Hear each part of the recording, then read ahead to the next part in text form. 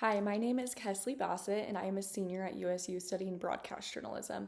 So, for my research project, I decided to focus on the impact of social media on public perception of news credibility. Social media has a ton of fake news that circulates and goes around, and it's just a big problem. And I feel like a ton of people don't even realize it, or they can't tell the difference between fake news and real news at times. And it's very important that we are able to tell a difference, especially in our world today with all this technology and AI and all those things. So, for some background information, um, I have been looking into the rise of social media and how these social media platforms have dominated and kind of taken over.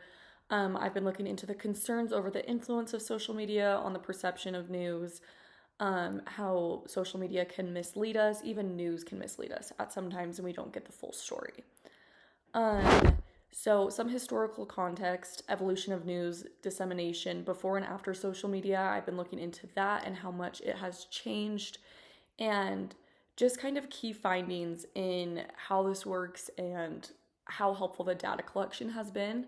So, with my survey that I created, the first question I asked was for you to define your age range, and younger teens and young adults in their late teens, early 20s, early 30s are mostly who took this interview or who took this survey and decided that they are the ones that use social media the most, and that really is the target audience.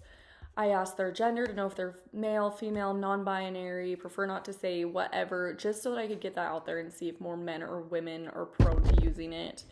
What part of Utah they reside in, if they use social media every day or just some days, how many hours, where do you consume your news, what type do you rely on the most, have you noticed algorithm changes, how often do you encounter fake news that you can realize, how often do you follow news from social media influencers, do you compare news that you see on different platforms, do you look at comments on stories, how often do you research information on fake news? What new Utah news channels do you watch? And are you aware of fake news? So, my findings are a lot of people are aware of fake news, but a lot of people aren't.